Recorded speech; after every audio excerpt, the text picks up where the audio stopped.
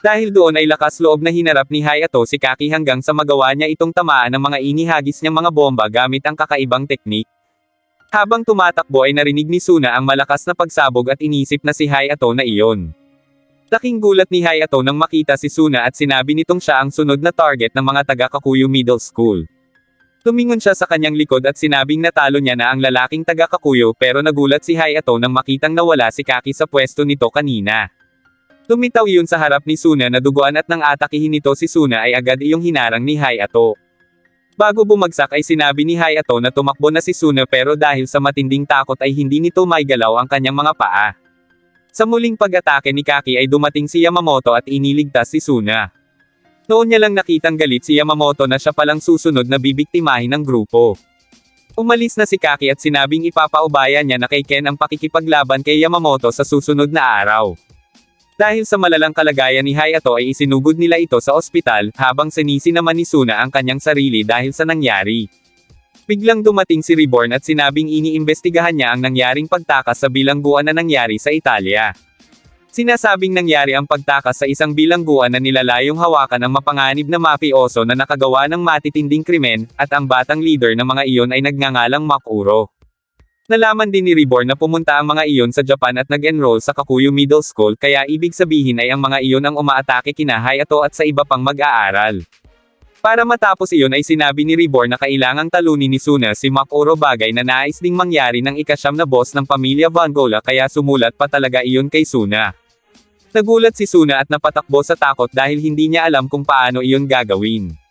Habang naglalakad ay sinabi ni Reborn na hindi na iyon matatakasan ni Suna at ipinaalala ang ginawa ng grupo sa kanyang mga kaibigan kaya naman lumakas ang loob ni Suna.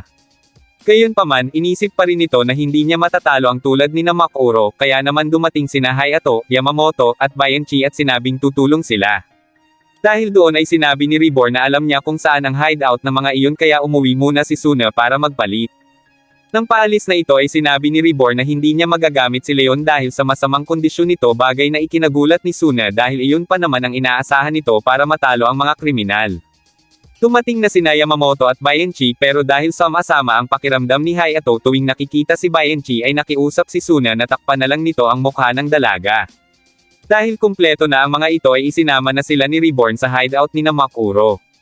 Nang makita ang abandonadong lugar ay naalala ni Suna na pumupunta siya doon dati kasama ang mga magulang niya.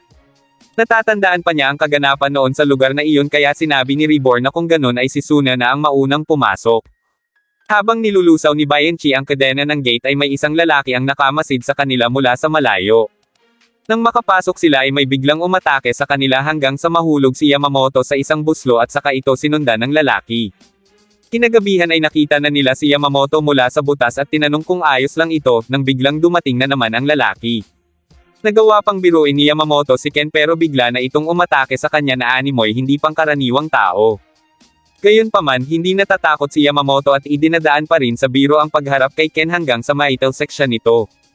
Dahil doon ay gagamitin na sana ni Hayato ang kanyang mga bomba pero pinigilan ito ni Reborn dahil sa posibilidad na mabaon si Yamamoto kapag gumuho ang lupa. Napansin ni Reborn na panay lang ang pag-iwas ni Yamamoto at iyon ay dahil takot itong masaktan. Naalala ni Suna ang sinabi ni Yamamoto na regular na ito sa laro kaya iniiwasan nitong masaktan ang katawan. Dahil doon ay sinisi ni Suna ang kanyang sarili kaya naman itinulak na siya ni Reborn sa butas. Susugod na sana si Ken kay Suna pero tinawag ito ni Yamamoto at sinabing sila namang dalawa ang magkalaban. Dahil doon ay muli siyang inatake ni Ken hanggang sa makagat nito ang kanyang braso, ngunit nagawa pa rin niya itong mapabagsak. Humingi ng paumanhin si Suna dahil naisakripisyo ni Yamamoto ang braso nito para protektahan siya pero ngumiti lang ito at sinabing makakalaro pa rin naman siya dahil maliit lang naman ang sugat. Maya-maya pa ay sinabi ni Hayato na hihilahin na nila pataas ang dalawa habang nakarating na kay Makuro ang balitang naroon na sila. Kinabukasan ay naroon pa rin sa lugar ang grupo at inisip ni Hayato na madali na nila ngayong mapapabagsak si Muruko pero sinabi ni Reborn na marami yung pwedeng tawagan para talunin ang kalaban kaya hindi nila yun maaaring maliitin. Naisip ng grupo na mag-almusal muna sila kaya agad na inilabas ni Yamamoto ang dala nilang mga pagkain, ngunit hindi pa man sila nakakapagsimulang kumain ay biglang sumabog isa-isa ang mga nakahain. Natukoy ni Hayato ang kinaroroonan ng pinagmumula ng pagsabog kaya agad niya itong hinagisa ng mga bomba pero hindi iyon umubra kay MM. Gamit lang ang chlorine ay nagagawang pasabugan ni ang mga bagay dahil sa tunog alon na nagpapataas sa temperatura sa pamamagitan ng pag-vibrate. Hinarap ito ni Bianchi gamit ang pagkain na may lason bilang panangga sa atake ni at nang malapit na siya rito ay doon niya inilabas ang cake na may lason pero napabagsak lang din siya nito. Re-resback na sana si Yamamoto pero pinigilan ito ni Hayato at sinabing nakain na ni ang lason na nasa chlorine. Tingid sa kaalaman ni na nahawakan yun ni Bianchi kanina kaya hindi nagtagal ay bumagsak na ito. Sa pagpapatuloy ng grupo ay doon nila nakaharap si Birds na kasalukuyang pinamamanmanan sa kanyang kambal na alipores ang mga kaibigan ni Suna na sina Haro at Kyoko. Ginawang pang-blackmail ni Birds ang dalawa upang mapasunod ang grupo sa gusto niya. Ipinag-utos nito sa tatlo na suntukin ng mga iyon ang boss ng Vongola na si Suna para hindi umano mapahamak ang dalawa. Dahil hindi kumikilos ang mga ito ay pinakitaan ni Birds ang tatlo kung anong kayang gawin ng mga alipores niya bagay na ikinabahala ni Suna kaya isinigaw nito na atakihin na siya ni Yamamoto at Hayato. Gayunpaman hindi pa rin kumilos ang dalawa hanggang sa bilangan na sila ni Birds kaya pinipilit na ni Suna ang mga ito na sundin na lang ang gusto nyon.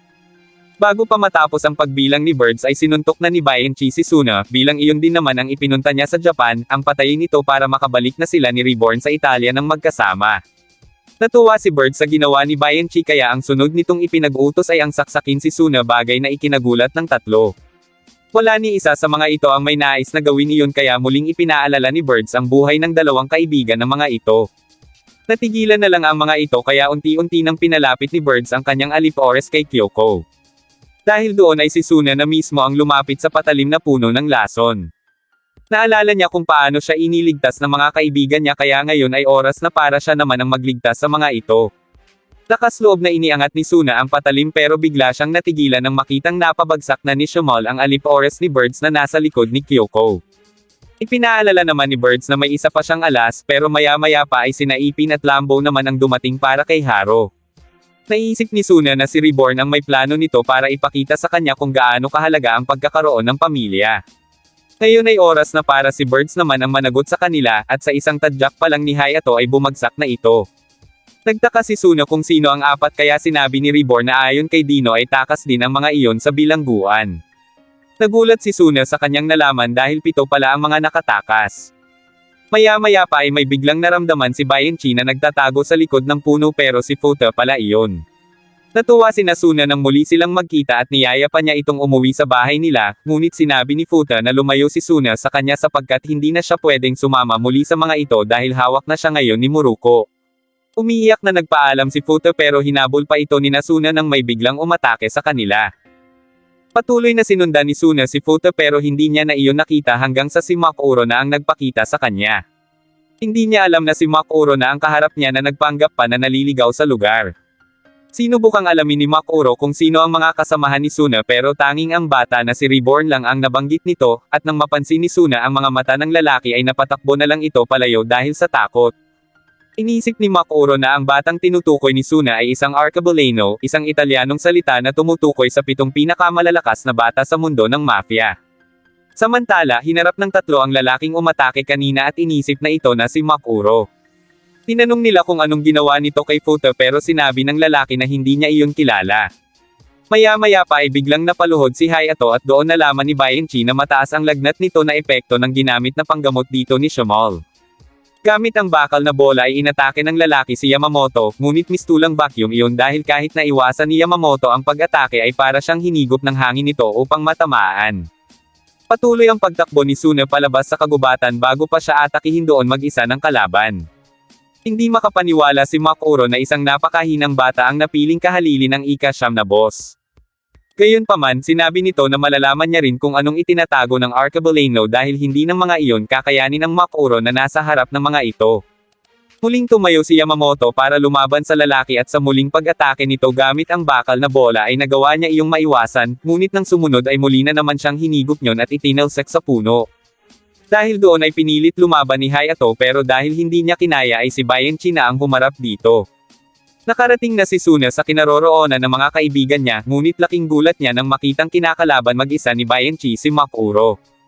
Biglang napasigaw si Suna kaya narinig siya ng lalaki at sinabing tatapusin muna nito si Bianchi bago siya harapin nito.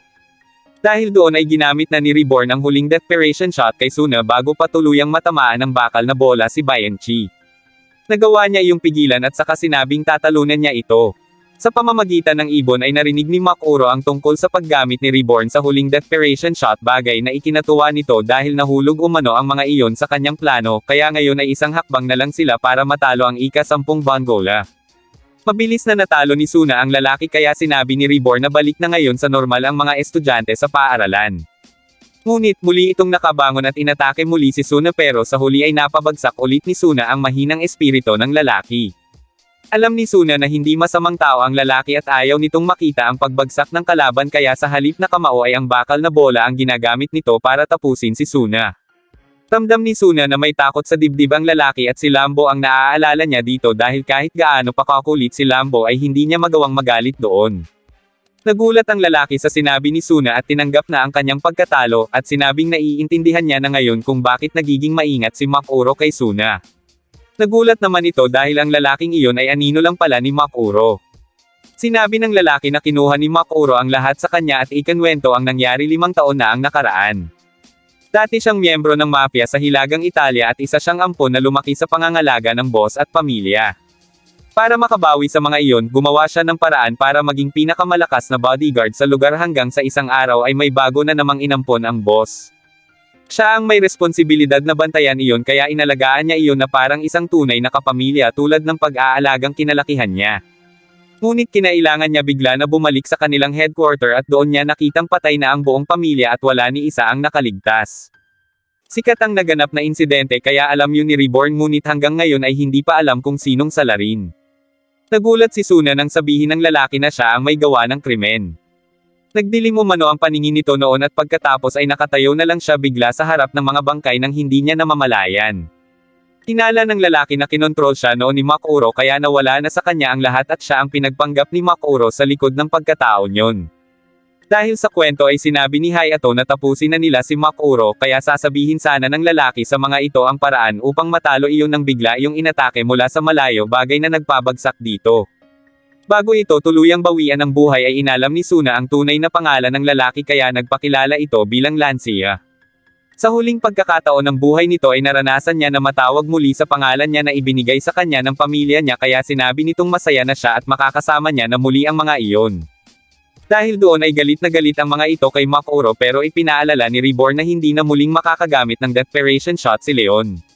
Gayunpaman, nais pa ring ipaghiganti ni Suna si Lancia, ngunit sinabi ni Reborn na hindi papatay si Lancia pero ang problema ay ang lason sa mga karayom. May iligtas nila iyon kung mabibigyan niya si Lancia ng gamot sa loob ng 1 oras.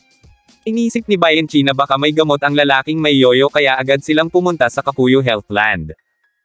Pinasok nila ang gusali at napaansing putol ang mga hagdan kaya inisip ni Reborn na malamang ay nasa itaas na palapag si Makuro. Habang nag-uusap ay nakapulot si Hayato ng cellphone na pamilyar naman kay Suna at sinabing kay Kyoyo iyon. Nagpatuloy ang mga ito sa paghahanap ng madadaan hagdan hanggang sa makakita sila ng hagdan na pang-emergency. Doon din sa tapat na iyon nila nakita si Kaki kaya sinabi ni Hayato na siya na ang bahala doon at magpatuloy na ang tatlo. Nakarating sila sa 2 palapag at laking gulat ni Suna nang makita doon ang lalaking nakilala niya kanina sa kagubatan. Inakala ni Suna na dinukot ito pero inamin nito na siya ang totoong Makuro, bagay na ikinagulat ni Suna. Dumating din doon si Futa pero kalaban na nila iyon kaya agad nitong inatake si Bianchi kasabay ng pagkakatalo rin ni Hayato kay Kaki. Hindi matanggap ni Hayato na napabagsak siya ni Kaki at inisip kung paano pa siya matatawag na kanang kamay ng boss kung wala siyang magawa para doon. Habang pakanta-kanta ang ibon sa may uluhan ni Hayato ay bigla itong naghagis ng mga bomba at nang masira ang pader ay doon niya nakita ang naramdaman niyang si Kyoyo. Tumayo ito at sinabing ipaubaya na sa kanya ang dalawa kaya matapang na sumugod si Ken pero agad itong napatalsik ni Kyoyo palabas ng bintana. Hindi makapaniwala si Suna sa ginawa ni Futa pero sinabi ni Reborn na nasa ilalim yun ng kontrol ni Makuro. Siya ang sunod na inatake nito kaya binigyan siya ni Reborn ng armas at sinabing kung hindi siya lalaban ay baka siya ang mamatay. Hindi pa rin ito pinatulan ni Suna bagkus si Makuro ang sinubukan nitong atakihin pero hindi siya nagtagumpay. Dahil doon ay sinubukan na lang ni Suna na pabalikan si Futa sa wisyo, at nang mangyari iyon ay bigla na itong nahimatay dahil 10 araw na itong hindi natutulog ayon kay Makuro. Galit na galit si Suna sapagkat idinamay pa ni Makuro ang isang inosenteng bata kaya agad niya itong sinugod pero wala siyang nagawa. Maya-maya pa ay sunod nitong ipinakita ang kanyang kakaibang kakayahan, ang paggamit ng ilusyon. Kaya sinampal ni Reborn si Suna para magising ito at malamang ilusyon lang ang nakikita nito. Dahil doon ay naobserbahan ni Makuro ang relasyon nilang dalawa at na naroon umano ang Arcabaleno upang subaybayan ang Vongola. Itinanggi yun ni Reborn at sinabing tutor siya ni Suna, at isa pa ay hindi umano niya kailangang lumaban kay Makuro dahil ang estudyante niya na ang tatalo dito, bagay na ikinagulat ni Suna. Napangiti na lang si Makuro dahil sa tiwalang ibinigay ni Reborn kaya naman naglabas ito ng maraming ahas. Inisip ni Suna na ilusyon lang ang mga iyon pero sinabi ni Makuro na totoo at nakalalasan ang mga iyon. Gayunpaman hindi na bahala si Reborn dahil siya umano ang pinakamagaling na tutor. Dumating na sina Kyoyo at Hayato na naghagis ng bomba para mapuksa ang mga ahas. Doon sinabi ni Reborn na hindi lang si Suna ang pinalaki niya kaya napangisi na lang si Makuro at saka agad na umatake kay Kyoyo. Sa kabila ng lahat ng pinagdaanan nito kay Makuro ay nagawa pa rin nitong mapabagsak si Makuro, at yun ay dahil na rin sa gamot na ibinigay ni Shamal para kay Kyoyo. Natuwa si Suna dahil tapos na ang laban at makakauwi na siya, ngunit sinabi ni Reborn na wala naman itong ambag sa pakikipaglaban kay Makuro, bagay na ikinainis nito. Agad niyang nilapitan ang nawala ng malay na si Kyoyo at sinabing kailangan nilang maisugod sa ospital ang lahat ng nasaktan, pero sinabi ni Reborn na may parating ng napakagaling na medical team ng Vongola. Ngunit muling nakabangon si Makuro at itinutok sa kanila ang baril sapagkat wala umano kahit isa ang dapat makaligtas, pero sa huli ay sa sarili nito iyon ginamit. Biglang nakaramdam ng kakaiba si Suna at kasabay niyon ay nagkamalay na si Bianchi at humingi pa ng tulong kay Hayato para makatayo, ngunit inatake nito si Hayato sapagkat ito pala ay sinaniban ng kaluluwa ni Makuro.